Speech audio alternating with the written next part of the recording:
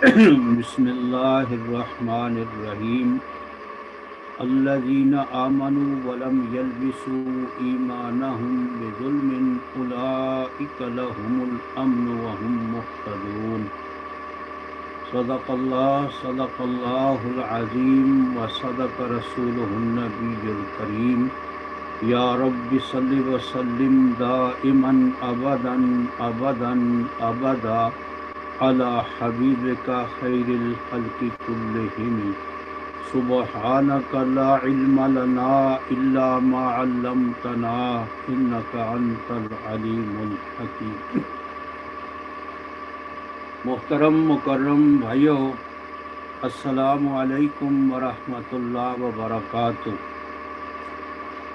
گزشتہ درس قرآن میں مختصر طور پہ ایمان پہ بات ہوئی تھی، اور میں نے عرض کیا تھا کہ قرآن مجید فرقان حمید کے مطالعہ سے یہ بات سامنے آتی ہے کہ آخرت کی کامیابی کا دار و مدار جو ہے، بنیادی چیز جو ہے وہ صرف اور صرف ایمان، اور ایمان کے ساتھ اعمال صالحہ کا ہونا بھی ضروری ہے۔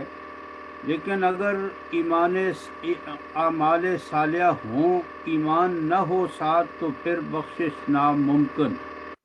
ایمان ہو، صحیح ایمان ہو، اور اس کے ساتھ اعمال صالحہ کا ہونا بھی ضروری ہے، لیکن تحقیقی بات یہ ہے کہ اگر اعمال صالحہ صحیح ایمان کے ساتھ نہ بھی ہوئے، تو پھر بھی کسی نہ کسی دن جو ہے اللہ رب العالمین کی طرف سے بخشش کا امکان ہے، سزا بھگتنے کے بعد جو ہے۔ لیکن بنیادی چیز جو ہے وہ ایمان ہے۔ اور آج کی اس مختصر مجلس میں آپ کے سامنے قرآن مجید فرقان حمید سے چند مختلف مقامات سے کچھ آیات کا ترجمہ عرض کرنا چاہتا ہوں، جن کے اندر جو ہے ایمان کی حقیقت اور ایمان کے ساتھ ساتھ جو شرک کی حقیقت ہے اس کو واضح کیا گیا ہے۔ آپ جانتے ہیں کہ قرآن مجید فرقان حمید کے اندر اللہ رب العالمین کا یہ واضح اعلان ہے، ان اللہ لا یغفر ان یشرک بہ ویغفر ما دون ذلک لمن یشاء۔ یقیناً اللہ اس کی بخشش ہرگز نہیں کریں گے جس نے اللہ کی ذات و صفات میں کسی اور کو حصے دار بنایا، اس کے علاوہ جس کی چاہیں گے وہ بخشش فرما دیں گے۔ اور یہ آیت سورہ النساء کی ہے، 5ویں پارے کی۔ سورہ المائدہ میں سورہ 6 پارے میں رب تعالیٰ نے فرمایا، وَمَن يُشْرِكْ بِاللَّهِ فَقَدْ حَرَّمَ اللَّهُ عَلَيْهِ الْجَنَّةَ وَمَأْوَاهُ النَّارُ وَمَا لِلظَّالِمِينَ مِنْ أَنصَارٍ۔ جس نے اللہ کے ساتھ کسی کو شریک بنایا، شریک کا معنی حصے دار بنایا اس کی صفات میں یا ذات میں، اللہ نے اس کے اوپر جنت کو حرام ٹھہرا دیا، اور اس کا ٹھکانہ ہمیشہ ہمیشہ کے لیے جہنم ہے، آگ ہے، اور ظالموں کا کوئی مددگار نہیں ہوگا۔ تو یہ جو آیت کریمہ میں نے آپ کے سامنے تلاوت کی ہے، یہ ہے سورہ الانعام 7ویں پارے کی آیت نمبر جو ہے وہ 82۔ اللہ فرماتے ہیں، وہ لوگ جو ایمان لائے، ولم یلبسوا ایمانہم، اور نہ ملایا اپنے ایمان کو بظلم، ظلم کے ساتھ، اولئک لہم الامن، وہی لوگ ہیں ان کے لیے امن ہے، وہم مہتدون، اور وہی لوگ ہیں ہدایت یافتہ۔ یہ میں نے اپنی زبان میں ترجمہ کیا ہے عربی لغت کے لحاظ سے، لیکن آپ دوسرے مترجمین کے جو ہیں ترجمے، اس میں آپ دیکھ سکتے ہیں کہ یہی ترجمہ ہوگا۔ یہ آیت کریمہ جب نازل ہوئی تو بہت سے مفسرین نے یہ بات لکھی ہے کہ بعض صحابہ نے عرض کیا، یا رسول اللہ صلی اللہ علیہ وسلم، یہ جو رب تعالی نے ارشاد فرمایا ہے کہ ایمان کے ساتھ ظلم کو نہ ملایا تو وہ لوگ آخرت میں اللہ کے عذاب سے امن میں ہوں گے، اور وہ لوگ ہی دنیا میں ہدایت یافتہ ہیں۔ تو ہم میں سے کون ہے جس نے کچھ نہ کچھ زیادتی نہ ہوئی ہو؟ تو آپ نے فرمایا، کیا تم نے قرآن مجید میں یہ اللہ کا ارشاد نہیں پڑھا؟ ان الشرک لظلم عظیم، کہ سب سے بڑا جو ظلم ہے وہ شرک ہے۔ یہاں جس ظلم کا ذکر رب تعالیٰ نے کیا اس سے مراد شرک ہے، یعنی ایمان کے ساتھ اگر شرک کی ملاوٹ ہو گئی تو اس ایمان کی وجہ سے نہ ہی انسان کو جہنم کی آگ سے امن ملے گا اور نہ ہی وہ ہدایت یافتہ ہے۔ یہ سورہ انعام ہے اور 7واں پارہ ہے، آیت نمبر جو ہے وہ 82 ہے۔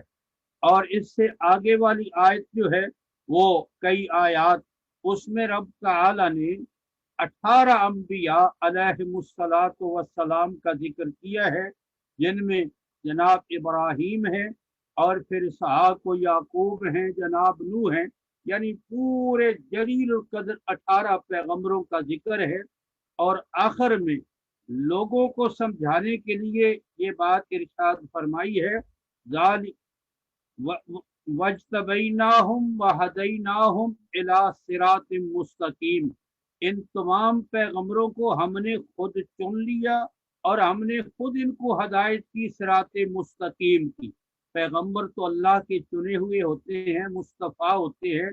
اللہ یصطفی من الملائکۃ ومن الناس، اللہ خود چنتا ہے اپنے رسولوں کو انسانوں سے اور فرشتوں سے، اور معصوم ہوتی۔ ذالک ھدی اللہ یہدی بہ من یشاء من عبادی، یہ اللہ کی ہدایت ہے، اللہ یہ ہدایت عطا کرتے ہیں جس کو چاہتے ہیں اپنے بندوں میں سے، یعنی اپنے بندوں میں سے جس کو چاہتے ہیں وہ اپنا پیغام رساں بناتے ہیں، اپنا نبی اور اپنا رسول بناتے ہیں۔ اور آگے جو بات عام لوگوں کو سمجھائی گئی ہے وہ یہ ہے، وَلَوْ أَشْرَكُوا لَحَبِطَ عَنْهُمْ مَا كَانُوا يَعْمَلُونَ، یہ بالفرض والمحال، کہ اگر یہ چنے ہوئے لوگ جن کو ہم نے خود صراط مستقیم پہ لگایا، بالفرض والمحال اگر یہ بھی شرک کرتے تو ہم ان کے بھی اعمال تمام کے تمام ضائع کر دیتے۔ یہ لوگوں کو سمجھانے کے لیے کہ شرک اتنا بڑا مرض ہے، اتنی بڑی خباثت ہے کہ ان مقدس ہستیوں سے شرک کا ہونا تو ناممکن ہے، وہ گناہوں سے معصوم ہے بالفرض والمحال۔ اگر ان سے بھی یہ غلطی ہو جاتی شرک والی تو ان کے اعمال بھی ضائع ہو جاتے۔ اور تم کس باغ کی مولی ہو کہ تم اپنے ایمان کے ساتھ شرک کی ملاوٹ بھی کرو اور پھر امید بھی رکھو کہ ہماری بخشش ہو جائے گی، ہمارے اعمال جو ہے ان کی کو قدر و قیمت کی جائے گی۔ اب میرے بھائیوں، میں آپ کی خدمت میں یہ عرض کرنا چاہوں گا کہ آج کی اس دور میں اکثر و بیشتر ہم مسلمان جو کلمہ پڑھنے والے ہیں وہ اس بہت بڑے شرک کے اندر مبتلا ہے۔ میں آپ کے سامنے قرآن مجید کی آیات جو ہے وہ عرض کروں گا اور ان کا ترجمہ جو ہے وہ عرض کروں گا۔ آپ پڑھے لکھے حضرات ہیں، خود ان پہ جو ہے وہ آپ غور و فکر کریں اور توجہ فرمائیں۔ لیکن ایک بات میں آپ کی خدمت میں عرض کرنا چاہتا ہوں کہ آپ قرآن مجید فرقان حمید کے اندر آپ مطالعہ فرما لیں۔ ہم سے پہلے جتنی قومیں ہلاک اور برباد ہوئی ہیں ان سب قوموں کے بنیادی گناہ میں جس چیز کا اثر تھا وہ شرک۔ جناب نوح علیہ السلام ان کی دعوت مختصر یہی تھی، ان اعبدوا اللہ واتقوہ واطیعون، لوگو اللہ کی بندگی کرو، اطاعت کرو میری، اور تقوی اختیار کرو۔ اس کے علاوہ نہ نماز کی دعوت ہے، نہ روزے کی دعوت ہے، کسی اور چیز کی دعوت ہی نہیں ہے، صرف اور صرف اللہ کی توحید کی دعوت ہے اور اللہ سے ڈرنے کی دعوت ہے، اور پیغمبر کی اطاعت کی جو ہے وہ ان کو دعوت دی۔ और 950 साल ये दावत देते रहे। जब कौम न मानी तो आखिरकार पूरी कौम बर्बाद कर दी गई। इसी तरह जनाब इब्राहीम अलैहिस्सलाम की तमाम दावत जो कुरान मजीद में जिक्र हुई है, उसके अंदर भी अल्लाह की तौहीद की दावत है। उन्होंने तौहीद को न माना, शिरक में मुब्तला रहे, बर्बाद कर दिए गए। अला हाज़ल कियास जनाब साले, जनाब शुएब और जनाब हूद अलैहिमुस्सलातु वस्सलाम, इन तमाम जलील कदर पैगंबरों की जो दावत थी वो तौहीद की दावत थी और शिरक की तरदीद थी। लोगों ने तौहीद को न माना, शिरक को न छोड़ा, इसलिए वो हलाक और बर्बाद कर दिए गए। रब ताला सूरह यूसुफ 13वें पारे के अंदर इरशाद फरमाते हैं, वा युमिनु अक्सरुहुम बिल्लाहि व हुम मुशरिकून। बहुत से ऐसे ईमान अहले भी हैं जो साथ साथ ईमान के साथ शिरक भी करते रहते हैं। अब मैं आपके सामने 3 चीजों का जिक्र करूंगा। एक है दुआ। दुआ का माना आप जानते हैं कि किसी को बुलाना, किसी को पुकारना, किसी से कुछ मांगना, हाजात उसके सामने पेश करना। और दूसरा है इबादत। हम जानते हैं कि इबादत सिर्फ और सिर्फ जो है वो अल्लाह की जात की है। इबादत के लायक अल्लाह के सिवा और कोई नहीं है। और हम सूरह अल फातिहा के अंदर बार बार अपने रब से इस बात का इकरार करते हैं, इय्याका नअबुदु व इय्याका नस्तईन। और तीसरा लफ्ज है शिरक का।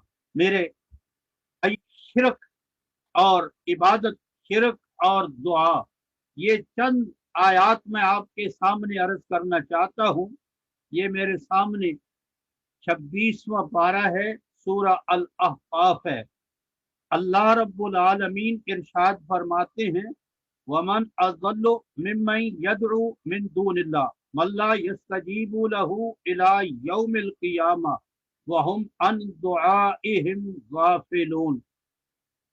उससे ज्यादा गुमराह कौन जो पुकारे अल्लाह के सिवा ऐसे को कि न पहुंचे उसकी पुकार को दिन क़यामत तक और उनको खबर नहीं है उनके पुकारने की। ये शाह अब्दुल कादिर अलैहि रहमा का मैंने आपके सामने तर्जमा पढ़ के अर्ज किया है, सुनाया है। और ये भी अर्ज कर दूं कि उर्दू जुबान में सबसे पहला जिस शख्सियत ने कुरान हकीम का तर्जमा किया है वो शाह अब्दुल कादिर हैं। उस वक़्त ना ये देवबंद था ना बरेलवी था। उस वक़्त तमाम के तमाम लोग जो है वो मुसलमान थे, अहले ईमान थे। एक तरफ कुफर था, एक तरफ इस्लाम था, और ये फिरके उस वक़्त तक मौजूद नहीं थे। उस वक़्त शाह साहब ने कुरान हकीम का सबसे पहले तर्जमा उर्दू जुबान में किया है, और उनके वालिद ने फारसी जुबान में किया, उनके भाइयों ने भी फिर उर्दू जुबान में किया। तो ये शाह अब्दुल कादिर का तर्जमा मैंने आपके सामने पढ़ा है।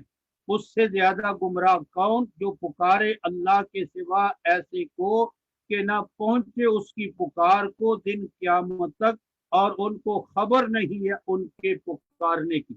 ये आयत नंबर 5 है। और आयत नंबर 6 के अंदर रब ताला इस बात की इतला दे रही है, वैदा हुशिरन्नास कानू लहुम आदाअम व कानू बिइबादतिहिम काफिरीन। और जब लोग जमा होंगे वो होंगे उनके दुश्मन और होंगे उनके पूजने से मुनकिर। यानी जिनको इस दुनिया में लोग अपनी हाजात में पुकारते रहे वो क़यामत के दिन उनके दुश्मन बन जाएंगे और उनकी इबादत का वो इनकार करेंगे। अब आप गौर फरमाएं कि पहली आयत नंबर 5 में रब ताला ने फरमाया जो अल्लाह को छोड़कर दूसरों को पुकारते हैं उनसे बड़ा कोई गुमराह नहीं है। अब आयत नंबर 6 में फरमाया कि वो उनकी इबादत का इनकार करेंगे। अब दोनों को मिलाए तो ये बात सामने आती है कि होना तो ये चाहिए था, वकानू बिदुआइहिम काफिरीन, वो उनके पुकारने का इनकार करते, लेकिन रब ताला ने फरमाया कि अल्लाह को छोड़कर गैरों को पुकारना ये गोया के गैरों की इबादत है जो अल्लाह का हक है। लोग अल्लाह का हक जो है वो गैरों को अता कर रहे हैं। ये तो एक आयत है। अब मैं दूसरी आयत करीमा आपके सामने अर्ज करता हूँ, जहाँ रब ताला ने बात इबादत से शुरू की और दुआ पे जो है रब ताला ने बात जो है वो खत्म फरमाई है।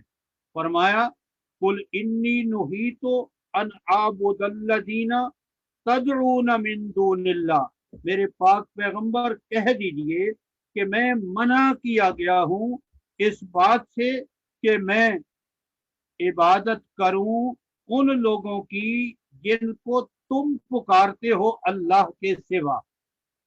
ये 7वां पारा है, सूरा अल अनआम है और आयत नंबर जो है ये 5 है।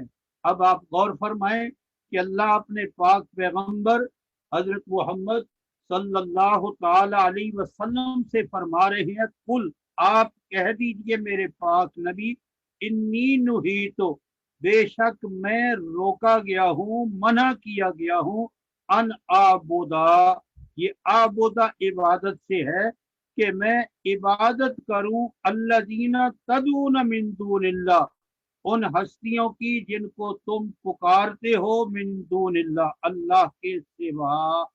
अब यहाँ इबादत से बात शुरू की, दुआ पे बात जो है वो खत्म की, और इससे भी रब ताला ने अपने बंदों को ये बात समझाई कि अल्लाह की जात पाक को जो हय्यो कय्यूम रब है उसको छोड़कर किसी और को पुकारना अपनी हाजात में, अपनी जरूरतों में, अपनी मुश्किलात में, गोया कि ये उनकी इबादत है और इबादत सिर्फ और सिर्फ अल्लाह रब्बुल आलमीन का हक। ये दो मुकामात से मैंने आपके सामने 3 आयात अर्ज की हैं कि अल्लाह ने दुआ से बात शुरू की, इबादत पे ख़त्म की, और रब ताला ने इबादत से बात शुरू की, दुआ पे बात जो है वो ख़त्म हुई। अब शिरक को लेते हैं कि रब ताला ने ये शिरक जो है इसको क्या दुआ के साथ जोड़ा है या नहीं। ये मेरे सामने 24वां पारा है और आयत नंबर जो है वो 71 है, 71 है। यहाँ से बात शुरू हुई, इदिल अगलालु फी आनाकिहिम वस्सलासिलु युसहबून, जब तौक पड़ेंगे उनकी गर्दनों में, वस्सलासिलु और जंजीरें भी घसीटे जाएंगे। यहाँ मुफस्सिरीन फरमाते हैं तौक तो गले में होता है और जंजीर जो है वो पाँव में होती है, तो यहाँ वो करीने से बात समझ में आती है, यानी जब तौक गले में गर्दनों में होंगे, जंजीरें पाँव में होगी, तो फिर उनको घसीटा जाएगा। कहाँ घसीटा जाएगा? फिल हमीम, खौलते हुए पानी के अंदर। और फिर क्या होगा? फरमाया सुम्मा, इसके बाद फिर नारी युसजरून, आग के अंदर उनको झोंक दिया जाएगा, डाल दिया जाएगा। सुम्मा, फिर आग में डालने के बाद फिर रब ताला के फरिश्ते कहेंगे, कीला लहुम, कहा जाएगा उनके लिए, ऐनमा कुन्तुम तुशरिकून, कहाँ है वो जिनको तुम दुनिया में अल्लाह का शरीक ठहराते थे, बतलाते थे, शरीक मानते थे, मिन दूनिल्लाह, अल्लाह के सिवा। अब वो जो जंजीरों में जकड़े हुए, गर्म पानी के बाद आग में डाले हुए लोग, उनका जवाब सुनिए। कालू, तो वो आगे से कहेंगे, जल्लू अन्ना, आज वो हमसे दूर हो गए, हमसे गायब हो गए, हमसे चूक गए। बल, बल्कि लम नकुन नदउ मिन कब्ल शैया, बल्कि हम तो इससे पहले किसी को पुकारते ही नहीं थे।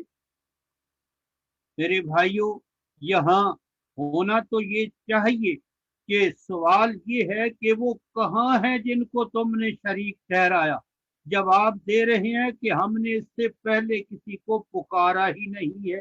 ہونا تو یہ چاہیے تھا کہ بل لم نکن نشرکو من قبل شیئا، ہم نے اس سے پہلے تو کسی کو شریک ٹھہرایا ہی نہیں، بلکہ جواب یہ دے رہی ہے کہ ہم نے تو پھر کبھی پہلے کسی کو پکارا ہی نہیں۔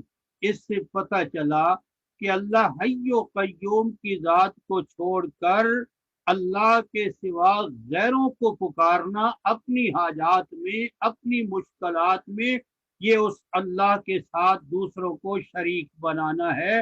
اس لیے کہ دعاؤں کا سننے والا صرف اور صرف اللہ آپ ہے۔ انسان کی دعاؤں کا، جنات کی دعاؤں کا، فرشتوں کی دعاؤں کا سننے والا کائنات میں اور کوئی بھی نہیں ہے۔ یہ اللہ کا حق ہے کہ اس کے سامنے ہاتھ پھیلا جائے، اس سے دعا کی جائے۔ اگر غیر کو پکارا جائے تو یہ اللہ کی اس صرف اللہ کے اس حق میں ہم نے غیروں کو شریک بنا دیا۔ اس لیے پہلے رب تعالیٰ نے شرک کا ذکر کیا، اور پھر جب ان سے پوچھا تو جواب دیتے ہیں کہ ہم نے اس سے پہلے یعنی دنیا میں اللہ کے سوا کسی کو پکارا ہی نہیں۔ اب آپ کے سامنے میں وہ آیات عرض کرتا ہوں جہاں رب تعالی نے شرک پکار سے بات شروع کی اور شرک پہ بات جو ہے وہ ختم۔ یہ 22واں پارہ ہے، سورہ جو ہے وہ الفاتر ہے۔ رب تعالی ارشاد فرماتے ہیں، یہ آیت نمبر ہے 14، ان تدعوہم، اگر تم پکارو ان کو، لا یسمعوا دعاءکم، یہ نہیں سن سکتے تمہاری پکار کو، ولو سمعوا بالفرد والمحال، اگر سن لیں، مستجابوا لکم، تو یہ تمہاری پکار کا جواب دے سکتے نہیں، ویوم القیامت، اور قیامت کے دن، یکفرون بشرککم، یہ منکر ہوں گے تمہارے شریک ٹھہرانے سے۔ یہ شاہ صاحب کا ترجمہ میں نے آپ کے سامنے عرض کیا۔ وَلَا يُنَبِّئُكَ مِثْلُ خَبِيرٍ، اور کوئی نہ بتلائے گا تجھ کو جیسے بتلائے خبر رکھنے والا۔ یہ آیت نمبر 14 ہے، سورہ فاتر ہے اور 22واں پارہ ہے۔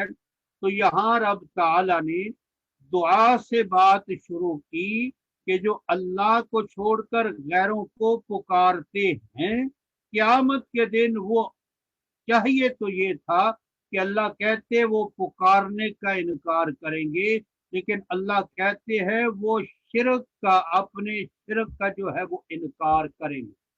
یہ چند آیات میں نے آپ کے سامنے عرض کی ہیں سورہ احقاف کی، کہ وہاں دعا سے بات شروع ہوئی، عبادت میں بات جو ہے وہ ختم ہوئی، اور سورہ انعام کی وہاں دعا سے بات شروع ہوئی اور دعا پہ جو ہے وہ بات ختم ہوئی، اور پھر سورہ مومن کی جو ہے وہاں شرک سے بات شروع ہوئی، دعا پہ بات ختم ہوئی، اور یہ سورہ فاتر کی یہاں دعا سے بات شروع ہوئی اور شرک پہ بات جو ہے یہ ختم ہوئی۔ یہ چار چیزیں تو میں امید کرتا ہوں کہ یقیناً آپ نے اچھی طرح جو ہے ذہن نشین فرما لی ہوں گی کہ غیروں کو پکارنا یہ عبادت بھی ہے، اور غیر اللہ کو پکارنا یہ شرک بھی ہے، یہ اللہ کا حق ہے۔ اب رہی یہ بات کہ لوگ کن کو پکارتے تھے، وہ پہلے لوگ مشرکین عرب، چلو انہی کو لیتے ہیں۔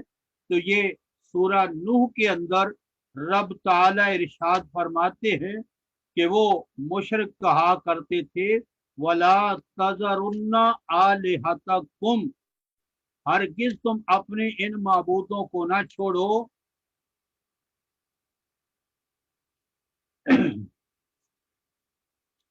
یہ سورہ نوح ہے، 29واں پارہ ہے۔ رب تعالی ارشاد فرماتے ہیں، وَقَالُوا لَا تَذَرُنَّ آلِهَتَكُمْ वला तज़रुन्न वद्दम वला सुवाअम वला यगूसा व यऊका व नसरा। उन्होंने कहा, मुशरिकीन ने, ना छोड़ो तुम अपने माबूदों को, ना छोड़ो तुम वद को, न सुवा को, न यगूस को, न यऊक को, न नसर को। ये पांच रब ताला ने ये नाम जिक्र किए हैं। ये कौन है? ये सैयदना नूह अलैहिस्सलातु वस्सलाम के दौर में और शाह अब्दुल अजीज रहमतुल्लाह ताला अलैह ने तफसीर अजीजी में, और फिर बहुत से मुफस्सिरीन ने इस बात का जिक्र किया है। सैयदना अब्दुल्ला इब्न अब्बास रजी अल्लाह ताला अन्हुमा के हवाला से कि ये जनाब नूह अलैहिस्सलातु वस्सलाम के दौर से पहले, और कुछ बुजुर्गों ने लिखा है ये आदम अलैहिस्सलातु वस्सलाम के बेटों के नाम है, जो बड़े ही मुत्तकी, बड़े ही परहेजगार और बड़े ही नेकोकार थे। जब इनका इंतकाल हुआ तो शैतान ने इनके जो मोतक़दीन थे उनको कहा, इनकी तस्वीरें, इनकी सूरतें मैं बना देता हूँ, इनको सामने रखकर अल्लाह की इबादत किया करो। जब एक दो नस्लें गुजरी तो फिर लोगों ने बराह रास्त इनको पुकारना शुरू किया, इनकी इबादत शुरू कर दी। और फिर रब ताला ने जनाब नूह को भेजा। 950 साल वो बात समझाते रहे कि ये अल्लाह के नेक बंदे हैं, जिनकी तुम पूजा करते हो। इबादत के लायक और पुकारने के लायक सिर्फ और सिर्फ अल्लाह की जात है। लेकिन 950 साल तक कौम की बात समझ में ना आई, चंद लोगों के अलावा। और फिर आप तफहीमुल कुरान में देख लें यहाँ और दूसरे तफसीरों में, फिर जब तूफान नूह आया तो ये उनके बुत भी दब दब गए। फिर शैतान ने कुछ अरसे के बाद उन बुतों को निकाला। और फिर यही कुरैश मक्का जब कुरान नाजिल हो रहा था तो उस वक़्त भी मुख्तलिफ कबीलों के यही पांच जो है ये माबूद थे जो झूठे जिनकी वो पूजा करते थे। अब बाद मुफस्सिरीन ने लिखा है, मौलाना ने भी लिखा है और तफसीर कुर्तबी ने भी ये बात लिखी है कि हिंदू लोग आज जिन बुतों की जो उन्होंने वो भी इन्हीं लोगों के बुत उन्होंने बनाए हुए, लेकिन अपनी जुबान में उन्होंने नाम और सैयदना आदम अलैहिस्सलातु वस्सलाम को बुत भी हिंदुओं ने बनाया। और ये लोग जो बुत बनाकर इनकी पूजा करते हैं, इनको पुकारते हैं, उनका अकीदा ये है कि उन लोगों ने इनके अंदर हुलूल किया हुआ है। इसलिए ये महज पत्थरों को नहीं, बल्कि उनका तसव्वुर ये है कि ये अल्लाह के नेकोकार बंदों की जो है ये तस्वीरें हैं। इसलिए वो नेकोकार बंदों का इनके अंदर हुलूल है, वो जानते हैं, इसलिए हम इनकी पूजा पाठ करते हैं। और इसके अलावा एक और आयत करीमा मैं आपके सामने अर्ज करता हूँ। ये सूरा अल आराफ की है और ये है नामा पार। रब ताला इरशाद फरमाते हैं, इन्नल्लज़ीना तदऊना मिन दूनिल्लाह इबादुन अमसालुकुम। यकीनन ये लोग जिनको अल्लाह की जात पाक के अलावा पुकारते हैं, ये तुम्हारे जैसे बंदे ही हैं और ये तुम्हारी पुकार को सुन नहीं सकते। तो मेरे भाइयों, ये इन्नल्लज़ीना तदऊना मिन दूनिल्लाहि इबादुन अमसालुकुम फदऊहुम फलयस्तजीबू लकुम इन कुंतुम सादिकीन। जिनको तुम पुकारते हो अल्लाह के सिवा, वो बंदे हैं तुम जैसे, भला पुकारो तो उनको, बस चाहिए कि वो कबूल करें तुम्हारे पुकारने को अगर तुम सच्चे हो। ये शाह साहब का तर्जमा है। तो यहाँ बुतों का जिक्र नहीं है बल्कि इबाद का लफ्ज है। इसमें अल्लाह के फरिश्ते भी हैं और इसमें जनाब ईसा भी हैं, जनाब उज़ैर भी हैं। और फिर मुशरिकीन मक्का जिन्नों को पुकारते थे, सूरह जिन्न में मौजूद है, वो भी इसके अंदर जो है वो मौजूद है।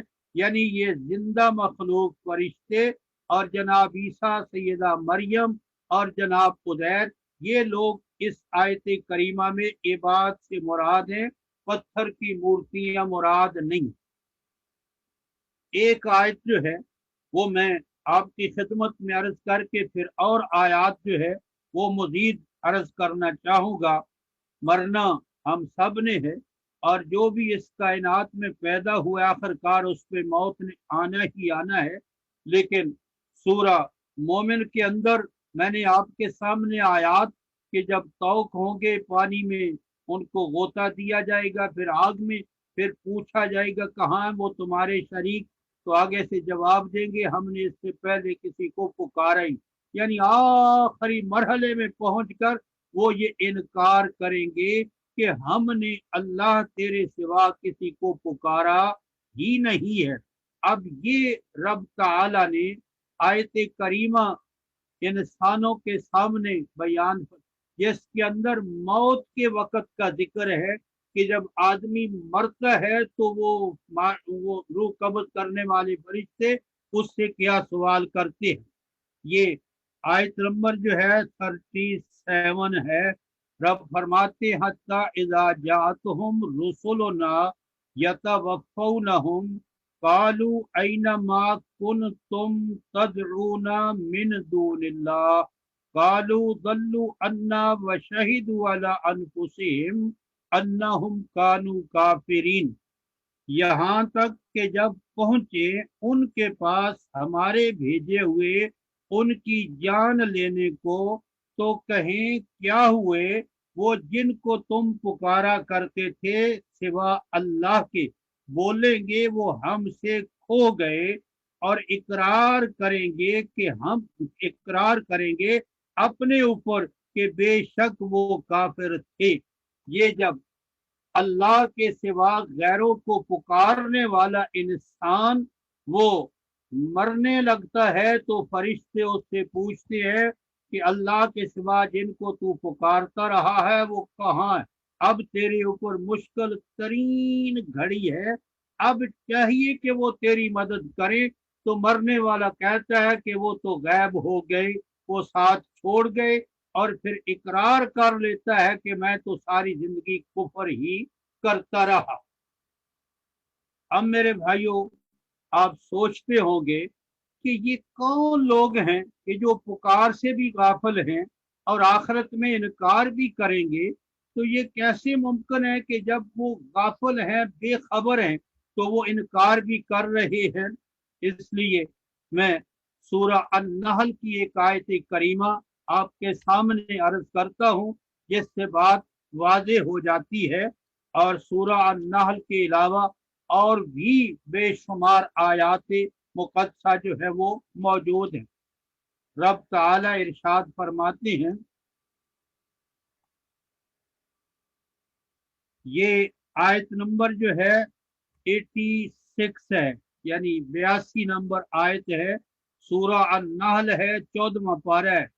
वइज़ा अल्लज़ीना अशरकू शुरकाअहुम, शाह साहब तर्जमा करते हैं, और जब देखें मुशरिक अपने शरीकों को, कालू रब्बना, तो बोले ए रब, हा उलाई, ये हा उलाई शुरकाउना, हमारे शरीक हैं, अल्लज़ीना कुन्ना नदउ मिन दूनिक, जिनको हम पुकारते थे तेरे सिवा। फालकौ इलैहिमुल कौला, तब वो उन पर डालेंगे बात, इन्नकुम लकाज़िबून, कि तुम झूठे हो। अब वहां ये दोनों पार्टियां एक दूसरे के सामने होंगी। शरीक करने वाले जब उनको देखेंगे कि हम इनको पुकारते रहे, हम इनकी नजर न्याज देते रहे, हम इनके चढ़ावे चढ़ाते रहे, तो कहेंगे रब जी ये जा रहे हैं, ये हैं।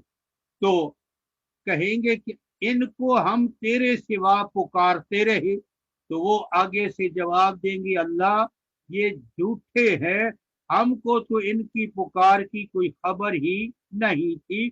इसलिए रब ताला ने पहले खबरदार कर दिया کہ وہاں میدان معاشر میں وہ تمہارے پکارنے کا بیچارے انکار کر دیں گے۔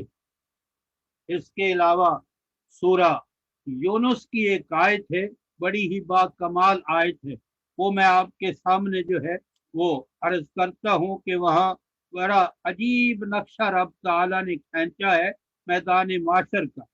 وَيَوْمَ نَحْشُرُهُمْ جَمِيعًا، شاہ صاحب ترجمہ کرتی ہیں، اور جس دن جمع کریں گے ہم جمیع ان سب کو، ثم نقولو پھر کہیں گے للذین اشرکو شرک کرنے والوں کو، مکانکم کھڑے ہو اپنی اپنی جگہ، تم و شرکاؤکم اور تمہارے شریک، فزیلنا بینہم پھر توڑا دیں گے ہم آپس میں ان کو، فزیلنا کا معنی وہ پرانی یعنی ٹوٹ جائے گا ان کا آپس میں جو رشتہ تھا پکارنے کا اور ان کو پکارنے کا۔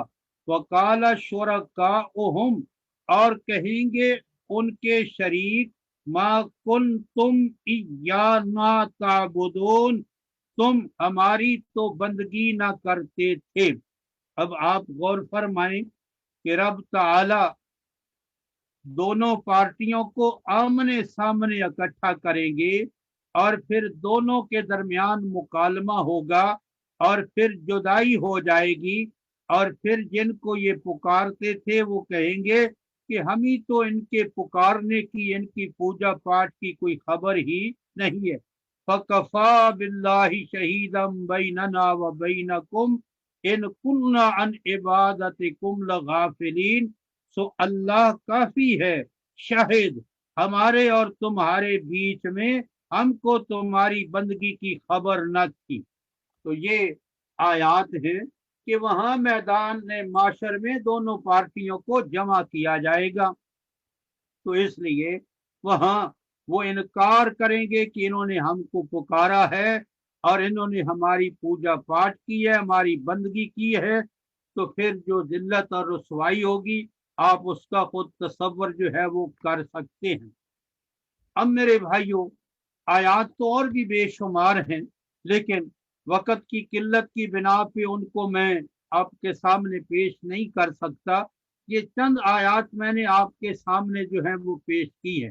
اب سیدنا عیسیٰ علیہ السلام کو لوگ پکارتے ہیں اور مائی مریم سید صدیقہ کو پکارتے ہیں، یہ بت نہیں ہے بلکہ یہ انسان ہیں، بلکہ انسانوں میں بھی اعلیٰ قسم کے انسان ہیں، اللہ کے نبی ہیں، اللہ کے پیغمبر ہیں اور پیغمبر کی ماں ہیں۔ اور یہودی حضرت عزیر علیہ السلام کو پکارتے ہیں، وہ بھی بت نہیں ہے۔ جناب عزیر علیہ السلام کا واقعہ بھی عرض کر دینا میں آپ کے سامنے مناسب سمجھتا ہوں، آپ نے یقیناً وہ پڑھا ہوگا، اس کا مطالعہ آپ نے کیا ہوگا، لیکن ہے بڑا وہ دلچسپ۔ آپ پھر غور فرمائیں کہ کہاں تک جو ہے یہ بھولے ہوئے لوگ ہیں جو اس دنیا سے رخصت ہوئے بزرگوں کو پکارتے ہیں اور ان کی نظر و نیاز کرتے ہیں۔ جناب عزیر تو اللہ کے نبی ہیں۔ یہ تیسرا پارہ ہے اور سورہ جو ہے وہ البقرہ ہے۔ اللہ فرماتے ہیں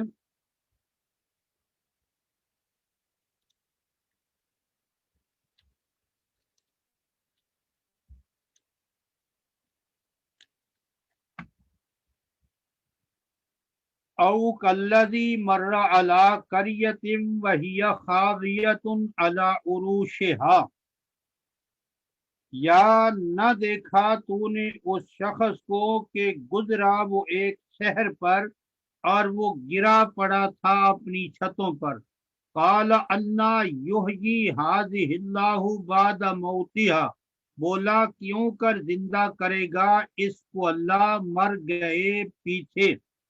فاماتہ اللہ، پھر مردہ رکھا اس شخص کو اللہ نے 100 برس، پھر اٹھایا اس کو، کہا تو کتنی دیر یہاں رہا، بولا میں رہا 1 دن یا 1 دن سے کچھ کم۔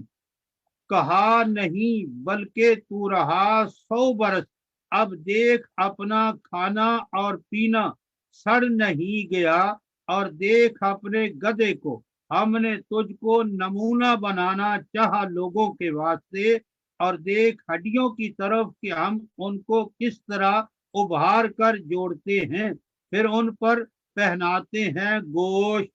اور پھر جب اس پر ظاہر ہوا یہ حال تو کہہ اٹھا مجھ کو معلوم ہے کہ بے شک اللہ ہر چیز پر قادر ہے۔ یہ ترجمہ میں نے آپ کے سامنے عرض کیا ہے۔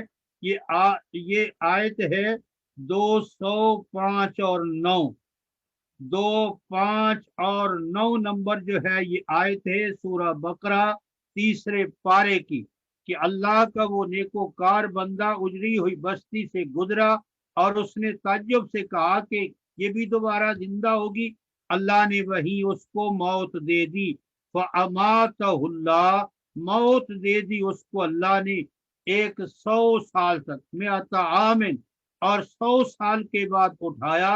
اور پھر رب تعالی نے اپنی اس بندے سے پوچھا کم لبستا، کتنا تو ٹھہرا ہے؟ تو آگے سے جواب دیا قال لبست یوما او بعد یوم، اللہ میں ایک دن یا دن کا کچھ حصہ ہی ٹھہرا ہوں۔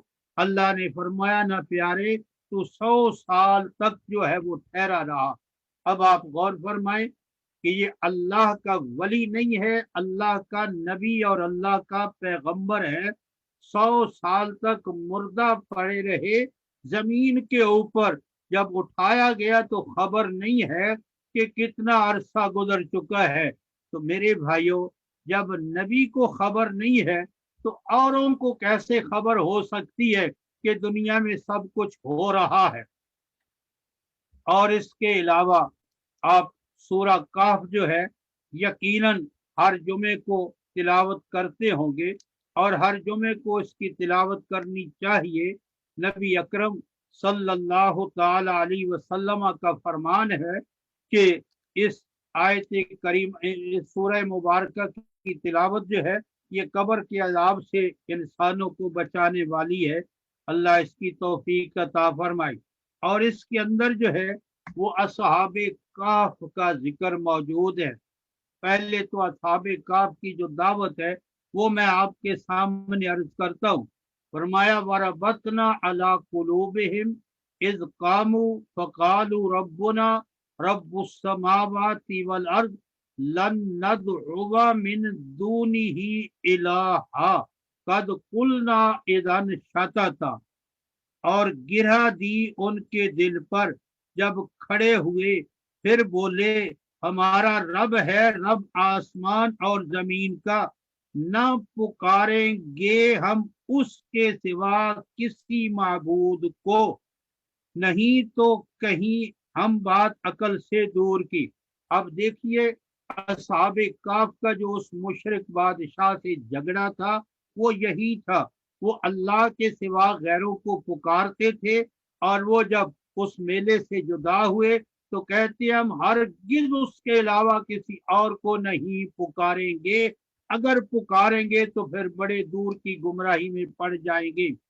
تو جب یہ اس کے خوف سے بھاگ گئے، اور پھر رب تعالیٰ نے غار کے اندر ان کو سلا دیا، موت نہیں آئی بلکہ سلا دیا ہے ان کو، یہ 300 سال سوئے رہے کچھ اوپر۔ اللہ فرماتے ہیں وَكَذَلِكَ بَعَثْنَاهُمْ لِيَتَسَاءَلُوا بَيْنَهُمْ قَالَ قَائِلٌ مِّنْهُمْ كَمْ لَبِثْتُمْ قَالُوا لَبِثْنَا يَوْمًا أَوْ بَعْضَ يَوْمٍ، ایک بولا ان میں کتنی دیر ٹھہرے تم؟ بولے ہم ٹھہرے ایک دن یا ایک دن سے کم۔ قالوا ربکم اعلم بما لبثتم، بولے تمہارا رب ہی خوب جانے جتنی دیر تم رہے ہو۔ یعنی وہ 300 سال تک جو ہے وہ سوئے رہے، اور پھر جب رب تعالیٰ نے ان کو اٹھایا تو آپس میں ایک دوسرے سے کتنی دیر ٹھہرے ہو؟ تو کہنے لگے دن یا دن کا بھی کچھ حصہ۔ لیکن رب تعالیٰ فرماتے ہیں وَلَبِثُوا فِي كَهْفِهِمْ 300 سِنِينَ وَازْدَادُوا تِسْعًا، اور مدت گزری ان پر اپنی خو میں 300 برس اور ان کے اوپر 9 یعنی 309 سال سو رہے غار کے اندر. آندیاں بھی چلی، موسم بھی بدلے، سب کچھ ہوا، لیکن جب اٹھے تو کہتے ہیں کہ دن یا دن کا کچھ حصہ ہم اس غار کے اندر سو رہے ہیں، لیکن بھوک لگ رہی تھی، وہ ایک الگ بات ہے. تو میرے بھائیوں، آپ غور فرمائیں کہ اللہ تو حی و قیوم ہے، شاہ رگ سے بھی وہ نحن اقرب الیہ من حبل الورید زیادہ قریب ہے، اور کہتا بھی ہے بار بار مجھے پکارو، میں تمہاری پکار سنوں گا، جواب دوں گا، اور تمہاری پکار جو ہو اس کا جواب دوں گا اور تمہاری حاجت. تو اس حی و قیوم رب کو، مہربان رب کو چھوڑ کر اب غیروں کو پکارنا، یہ کو عقل مندی کی بات ہے. ایک واقعہ مجھے یاد آ گیا، شاید میں نے پہلے بھی عرض کیا ہو لیکن پھر یاد دہانی کے لیے عرض کرتا ہوں. سن 2007 میں یہ میرے گردے ختم ہو گئے، جگر ختم ہو گیا، اور 10-12 دن تک بے ہوشی میں رہا. لیکن وہ میری گردن میں جو ہے وہ ناڑ میں ٹیکے لگاتے تھے، اس کا تھوڑا سا احساس تھا. اور جب اس کے بعد مجھے ہوش آیا خود مجھے، تو میرے محترم ڈاکٹر صاحب ایک دوست سے آئے پوچھنے کے لیے. تو میں نے ان سے کہا کہ ڈاکٹر صاحب اور تو مجھے کسی چیز کا علم نہیں ہے، لیکن یہ جو میری گردن میں وہ ٹیکے لگاتے تھے اس کا مجھے احساس ہوتا تھا کہ مجھے کچھ درد ہو رہا ہے یا کچھ ہو رہا ہے. تو ڈاکٹر صاحب نے کہا پتہ ہے کہ تیری گردن میں انہوں نے کیوں ٹیکے لگائے؟ میں نے کہا جی مجھے تو اس کا علم نہیں.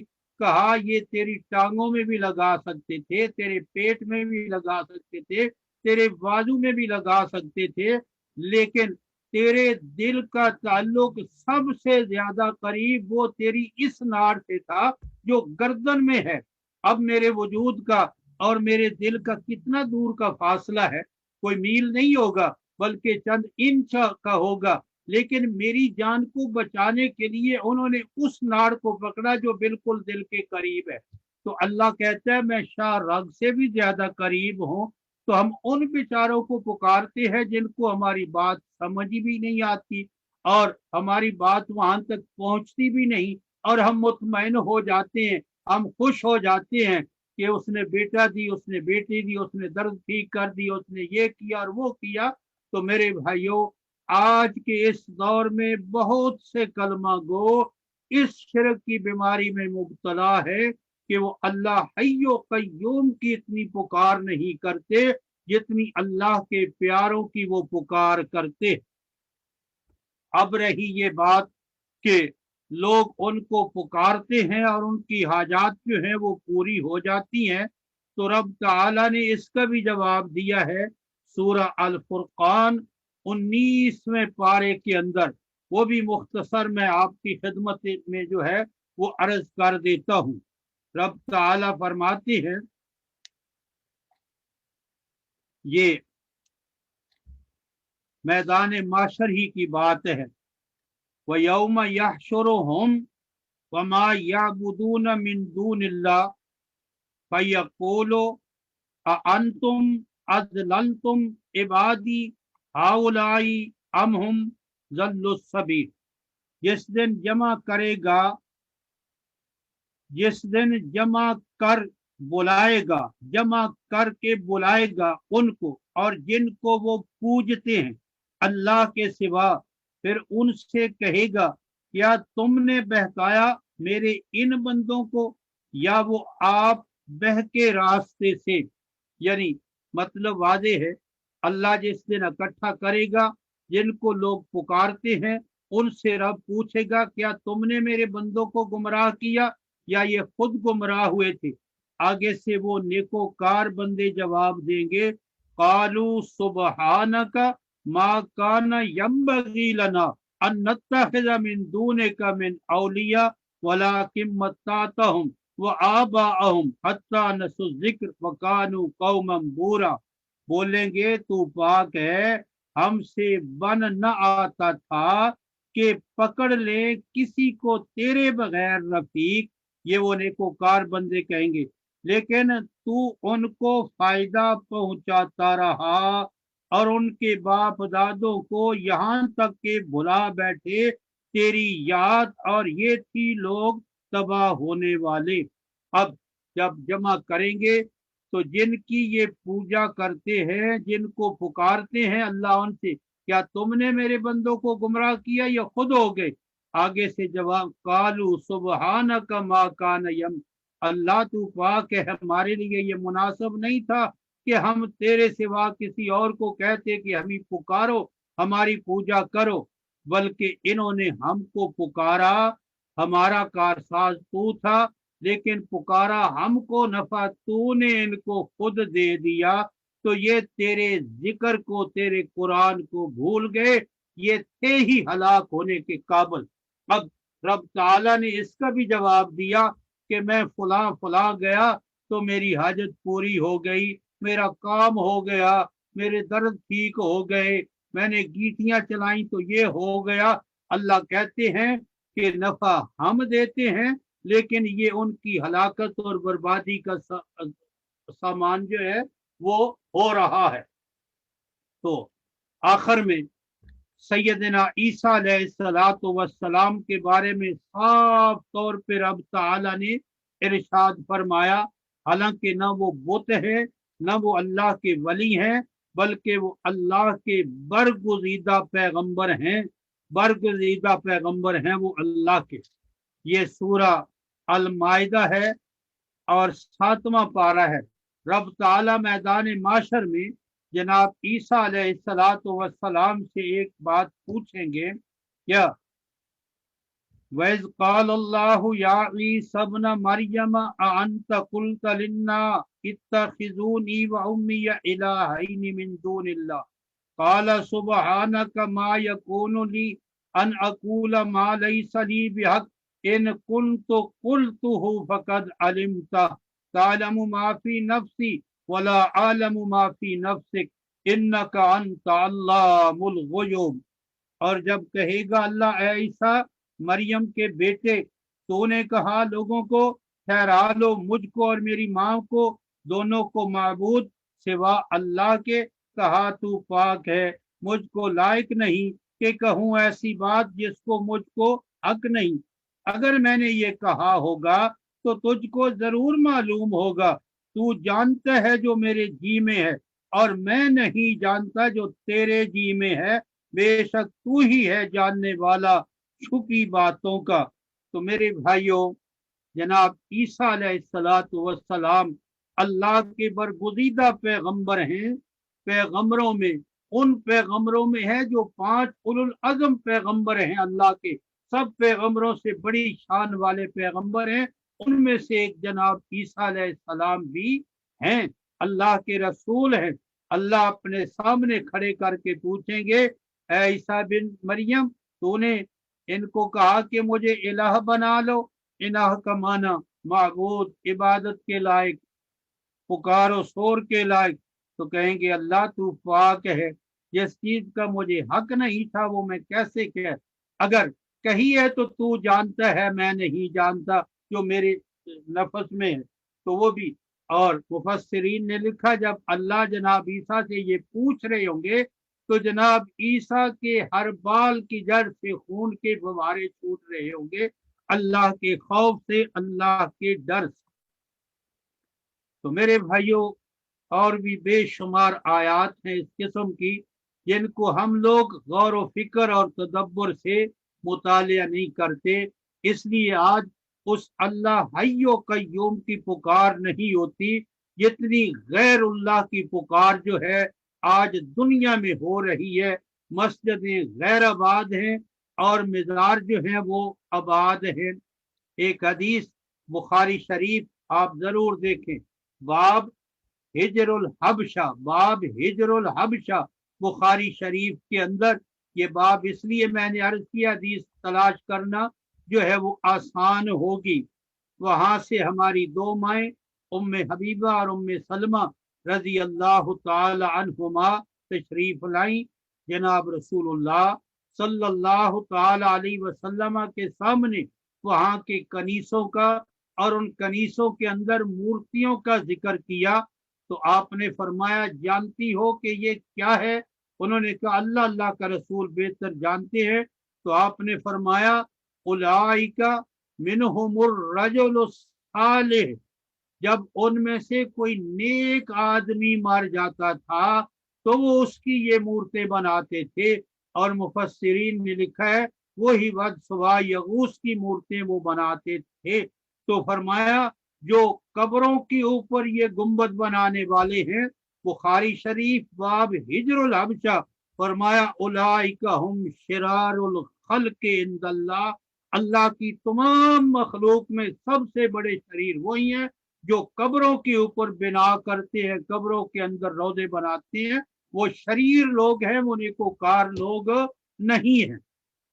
باقی رہا، آپ جانتے ہیں کہ جناب رسول اللہ صلی اللہ تعالی علیہ وسلم کا روضہ اقدس جو ہے یہ اللہ کے پاک پیغمبر کا روضہ، بلکہ آپ کی قبر پہلے بنی حجرہ پاک کے اندر، اور پھر ایک ضرورت کے تحت نور الدین زنگی رحمت اللہ تعالی علیہ نے یہ عمارت جو ہے، جب دو یہودیوں نے آپ کے جسم اقدس کو نکالنے کی کوشش کی تو بنایا، لیکن یہ دوسرے یہ پوجا پاٹ کی جگہ ہے، یہ کاروبار ہے، بغیر ٹیکس سے، بغیر کو خرچ کرنے کے تو لوگ جو ہے اس فراج میں لگے ہوئے ہیں، اور قوم بے شمار قصے اور کہانیاں، لیکن قرآن کے مقابلہ میں نہ کوئی قصہ چلتا ہے نہ کوئی کہانی چلتی ہے۔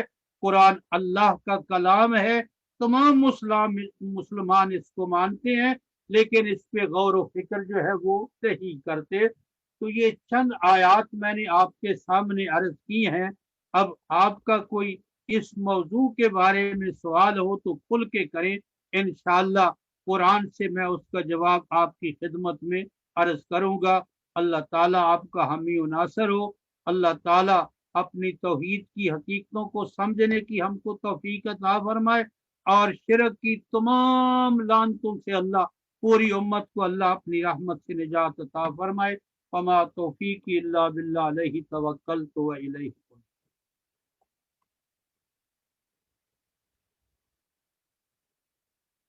بند ہو گیا جی؟ نہیں جی چل رہا ہے، وہ صرف انہوں نے لگایا ہوا ہے کہ وہ صرف وہ ٹائم بتا رہے ہیں کہ جو ہے کس طریقے سے ہم نے چلنا ہے۔ ٹائم ڈیڈ ہوا ہے نا؟ ہاں جی کوئی مسئلہ نہیں ہے، بہت ماشاءاللہ آپ نے اچھا بیان دیا، اللہ تعالیٰ آپ کو جزائے خیر عطا فرمائے۔ جن سوال ہو تو آپ کریں، ضرور کریں۔ جو احباب سوال کرنا چاہتے ہیں وہ برائے مہربانی جو ہے وہ ہینڈ ہیبن کا استعمال کریں تاکہ وہ پھر سوال کر سکیں۔ جی غضنفر صاحب کا سوال ہے۔ جی غضنفر صاحب اپنا مائک آن کر لیں۔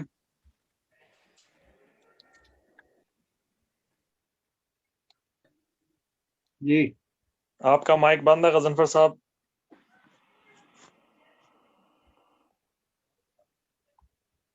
السلام علیکم مولانا صاحب، میری آواز آ رہی ہے؟ جی اب آ رہی ہے۔ جی آ رہی ہے۔ ٹھیک ہے مولانا صاحب، جیسے کہ آپ نے اپنے درس میں فرمایا کہ حضرت عزیر علیہ السلام کے بارے میں کہ یہودی جو تھے وہ حضرت عزیر علیہ السلام کو اپنا بیٹا مانتے تھے، تو یہ وہ زمانہ تھا حضرت موسیٰ علیہ السلام کا، کہ کیونکہ یہودی تو جو ان کے نبی تھے تو وہ تو حضرت موسیٰ علیہ السلام تھے، کہ حضرت عزیر علیہ السلام جن کو اپنا نبی نہیں، یہودی جو ہے نا جی، یہ جناب موسیٰ علیہ السلام سے نہیں چلے، بلکہ یہ جناب یعقوب علیہ السلام، جناب ابراہیم علیہ السلام کی اولاد سے جو ہے یہ چلے ہیں، جناب یعقوب کی اولاد ہیں، ان کا نام بنی اسرائیل ہے، یعنی اللہ کا بندہ، یہ ان کی اولاد ہے۔ اس وقت سے جو ہے یہ قوم چلی آ رہی ہے، اور جب قرآن نازل ہوا تو اس وقت ایک فرقہ یہودیوں کا تھا جو جناب عزیر علیہ السلام کو اللہ کا بیٹا مانتا تھا، اور ان کو وہ پکارا کرتے تھے۔ یہ وہ زمانہ نہیں تھا، حضرت موسیٰ علیہ السلام والا زمانہ نہیں تھا، حضرت عزیر علیہ السلام، حضرت موسیٰ علیہ السلام کا زمانہ میں نہیں، کافی اس وقت سے آ رہے ہوں گے نا، لیکن قرآن نے جن پہ تبصرہ کیا ہے نا، وہ تو وہ ہے جو قرآن کے نزول کے وقت جو ہے وہ فرقہ تھا۔ اس وقت بھی تو یہودی موجود تھے نا جی۔ جی جی جی وہ اور دونوں زمانوں میں کافی بیچ میں فرق ہے.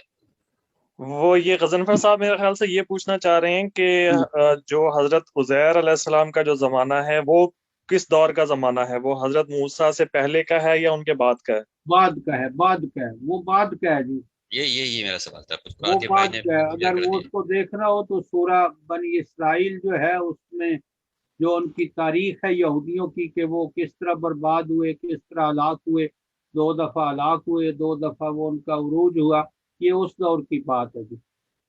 ٹھیک ہے، جزاک اللہ. جی جب وہ مختہ نصر نے ان کا سب کچھ برباد کر دیا تھا اور ان کے قیدی بنا کے گئے تھے، ان کی بستیوں کو اجاڑ دیا گیا تھا، جو ہے یہ جناب موسیٰ کے بعد کا دور ہے. موسیٰ علیہ السلام کے بعد ختم. جی جی ٹھیک ہے، جزاک اللہ. ٹھیک ہے جی، بہت شکریہ، جزاک اللہ جی. اور کوئی بھائی سوال کرنا چاہیں تو ہاتھ کھڑا کر دیں.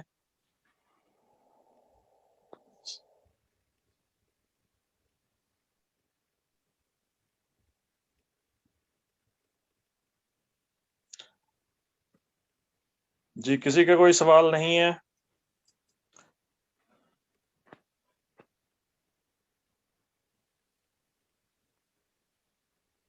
یہ جو آیات میں نے آپ کے سامنے عرض کی ہے نا جی، آپ قرآن کھول کر ضرور ان پہ غور فرمائیں، جو ترجمہ مرضی آپ سامنے رکھ لیں، جو ان آیات پہ جو یہ بار بار اللہ کہتا ہے کہ اس میں غور کرو، تدبر کرو قرآن میں جو ہے، اور پھر آپ اپنے معاشرے میں غور فرمائیں کہ آج کیا کچھ ہو رہا ہے. اور سب سے بڑی خرابی جو ہے دنیا میں وہ شرک کی خرابی ہے، اور بھی خرابیاں ہیں لیکن سب سے بڑی جو اللہ کے عذاب کو لانے والی ہے وہ یہی خرابی ہے، جس وجہ سے جو ہے اللہ کی طرف سے یہ سب کچھ انسانوں کے اوپر امتحانات آ رہے ہیں.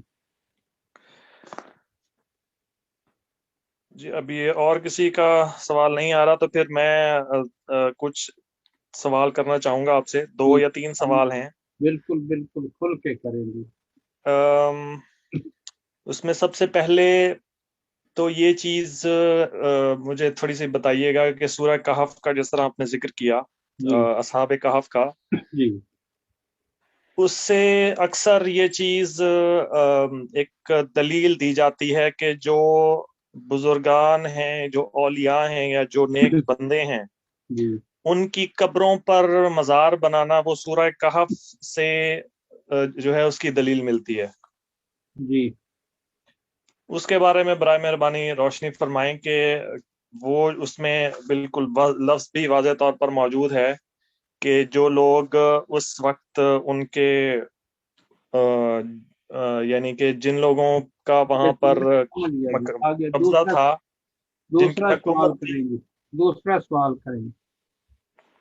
تو انہوں نے یہ فیصلہ کیا کہ ان کے یہاں پر مسجد بنائی جائے. دوسرا سوال یہ ہے کہ جی جی جن لوگوں کے بارے میں یہ کہا جاتا ہے، مثلاً جو کوئی نبی ہیں یا کوئی ولی ہیں یا بہت نیک لوگ ہیں، جی تو یہ کس طریقے سے یہ کیا چیز ثابت کرے گی؟ جس طرح کہ اب بہت مسلمانوں کی تعداد میں بہت سے لوگ ہیں جو کہ حضور صلی اللہ علیہ وسلم کو بھی پکارتے ہیں، کچھ حضرت علی کو پکارتے ہیں، کچھ اور جو بزرگان دین ہیں ان کو پکارتے ہیں.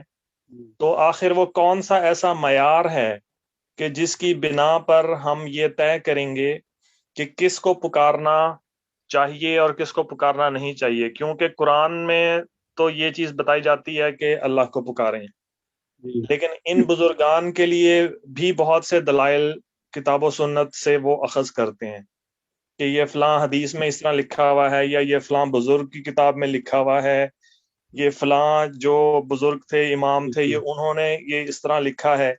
تو وہ کون سا معیار ہے جس کو کہ ہم حتمی مانیں گے کہ اس کی بات ماننی ہے اور اس کی بات نہیں ماننی؟ یا میں عرض کرتا ہوں جی، جو پہلی بات آپ نے فرمائی ہے نا جی کہ اصحاب کہف، پہلی بات تو یہ ہے کہ یہ ہم آخری امت میں ہیں، حضرت محمد الرسول اللہ کی امت میں ہیں، ہم ان کے حکم کے پابند ہیں نہ کہ پہلے لوگوں کے جو ہے. اور دوسری بات یہ ہے کہ اصحاب کہف پہ جب ان لوگوں نے جھگڑا کیا نا جی، تو کچھ وہ لوگ تھے وہ کہتے تھے کہ نہیں بنانا چاہیے، کچھ کہتے تھے بنانا چاہیے، وہ بنانے والے غالب آ گئے۔ مفسرین نے لکھا ہے کہ وہ جو بنانے والے تھے نا جی، وہ غلط کار قسم کے لوگ تھے، اچھے وہ لوگ تھے جو کمزور صاحب ایمان جو ان کو منع کرتے تھے۔ یہ آپ تفہیم القرآن میں جو ہے اسی آیت کی تفسیر و تشریح دیکھ رہے ہیں۔ اور دوسری بات جو آپ نے فرمائی ہے نا جی کہ قرآن اور حدیث میں قانون سمجھ لیں کہ جب ایک حدیث اور قرآن بظاہر آپس میں ٹکرا رہے ہوں تو پھر تمام امت کے علماء کا متفق یہ فیصلہ ہے قرآن کو اپنے ظاہر پہ رہنے دو اور حدیث میں جو ہے وہ تعویل کر لو۔ اور دوسری بات یہ ہے کہ کسی حدیث میں یہ موجود ہی نہیں ہے، صحیح حدیث میں، کہ اللہ کو چھوڑ کر کسی اور کو پکارا جائے۔ اور جہاں تک آپ نے کتابوں کا ذکر کیا ہے، اب کتاب میرے پیر کی اور ہوگی، آپ کے پیر کی اور ہوگی، ریاض بھائی کے پیر کی اور ہوگی، اس میں تو امت کا اتفاق نہیں ہو سکتا۔ امت کا اتفاق تو قرآن پہ اور سنت پہ اور سنت میں۔ اچھا، پھر ایک مختصر بات میں آپ کی خدمت میں عرض کرتا ہوں۔ حدیث پاک کی ہر کتاب کے اندر دعائیں موجود ہیں، یقیناً وہ دعائیں وہ ہیں جو جناب رسول اللہ صلی اللہ تعالی علیہ وسلم کی زبان اقدس سے نکلی ہیں، اور آپ کی زبان اقدس سے نکلنے والی ہر دعا جو ہے وہ اللہم سے شروع ہوگی یا رب سے شروع ہوگی جو ہے۔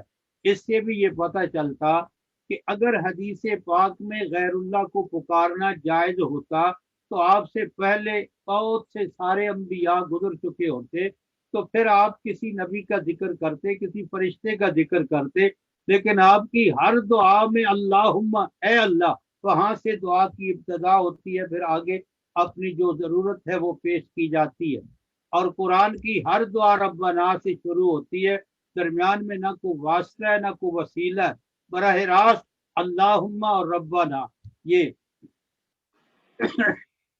اور پھر ایک واقعہ جو آیت کریمہ بڑی بابرکت آیت ہے، لا الہ الا انت سبحانک انی کنت من الظالمین، آپ اس پہ غور فرمائیں کہ جناب یونس مچھلی کے پیٹ میں ہیں، اور ان سے پہلے جناب ابراہیم گزر چکے، جناب نوح گزر چکے، جناب موسیٰ گزر چکے، اور بڑے بڑے جلیل قدر پیغمبر گزر چکے، لیکن مچھلی کے پیٹ میں ان کی صدا کیا تھی؟ لا الہ الا انت۔ اب اس کا معنی یہ نہیں ہے کہ اللہ تیرے سوا کوئی معبود نہیں ہے، اس کا معنی یہ ہے کہ اللہ اب تیرے سوا نہ کو میری بات سن سکتا ہے، نہ میری حالت کو کچھ جان سکتا ہے، نہ ہی مجھے اس مچھلی کے پیٹ سے کوئی نجات دے سکتا ہے۔ یہ معنی ہے یہاں لا الہ الا اللہ۔ تو کسی صحیح حدیث میں یہ نہیں ملے گا آپ کو کہ غیر اللہ کو پکارنا جائز ہے۔ قرآن تو میں نے آپ کے سامنے رکھا ہے، باقی جو بزرگوں کی کتابیں ہیں قرآن اور حدیث سے ٹکراتی ہیں تو وہ کسی ذکر میں نہیں۔ بہت شکریہ، جزاک اللہ۔ اس کے علاوہ ایک اور چیز بھی، یہ چیز بھی آتی ہے کہ ان کے بارے میں یہ کہا جاتا ہے کہ ان کو اللہ تعالیٰ نے یہ قوت دے رکھی ہے، یا اللہ تعالیٰ نے ان کو یہ فیض دے رکھا ہے، یا ان کو یہ جو ہے طاقت دے رکھی ہے۔ تو وہ جو طاقت ان کو دے رکھی ہے، فرض کریں اگر ہم یہ چیز کو مان لیتے ہیں کہ اللہ نے ان کو یہ طاقت دے رکھی ہے، تو اس کی تصدیق کیسے ہوگی؟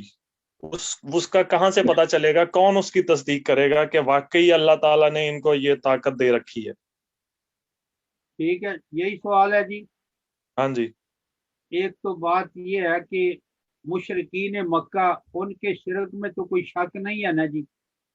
ہاں جی۔ بخاری اور مسلم کے اندر ان کا جو تلبیہ تھا نا جی، جب وہ احرام باندھتے تھے تلبیت پڑھتے تھے نا جی، آپ اس کو دیکھ لیں، ان کا تلبیہ یہ تھا لبیک اللہم لبیک لا شریک لک لبیک الا شریکن تملکہ وما ملک، کہ میں حاضر ہوں، اللہ تیرا کوئی شریک نہیں۔ آگے وہ کہتے تھے الا شریکن، ہاں تیرا وہ شریک ہے، تملکہ وما ملک، جس کو تو نے طاقت دی ہے، تو نے مالک بنایا ہے، اور ذاتی طور پہ وہ کسی اور چیز کا اپنے طور پہ مالک نہیں ہے۔ جب یہ کہتے تو نبی پاک صلی اللہ علیہ وسلم کہتے کت رک جاؤ، پہلی بات تمہاری صحیح ہے کہ اللہ کا کوئی شریک نہیں ہے، اور اللہ نے اپنے اختیارات میں سے کسی کو رائے کے برابر بھی کوئی اختیار نہیں دیا۔ تو جو اللہ کا اختیار ہے کہ اس کو پکارا جائے، اس کی عبادت کی جائے، اس کے نام کی نظر و نیاز دی جائے، یہ اللہ کا حق ہے، یہ اللہ نے یہ اپنا حق کسی نبی کو بھی نہیں دیا۔ تو اس لیے یہ ایسے ہی کہاوتیں ہیں کہ اللہ نے ان کو، مشرکین بھی تو یہی کہتے، ما نعبدہم الا لیقربونا الی اللہ زلفا، ہم ان کی پکار اس لیے کرتے ہیں، ہم ان کے نام کی نظر، تاکہ ان کی وجہ سے ہم اللہ کے قریب ہو جائیں۔ تو آج بھی یہی کرتے ہیں۔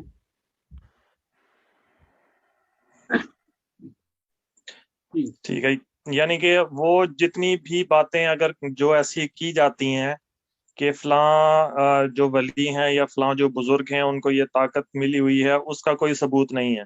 کوئی ثبوت نہیں ہے جی۔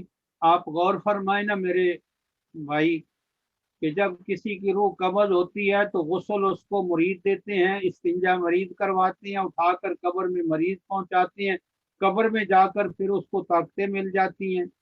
اللہ نے سورہ متففین میں فرمایا ان الابرار لفی علیین وان الفجار لفی سجین، ابرار لوگوں کی روحیں جو ہے وہ تو علیین میں ہوتی ہیں، اور برے لوگوں کی روحیں وہ سجین میں ہوتے ہیں۔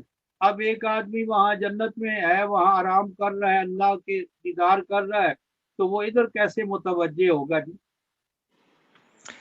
اس کے بارے میں دلیل یہ دی جاتی ہے کہ جو شہداء، کیونکہ جو ولی ہوتا ہے اللہ کا، جو بزرگ بندہ ہے یا جو اللہ کا پیغمبر ہے، اس کا درجہ جو ہے شہداء میں شامل ہے۔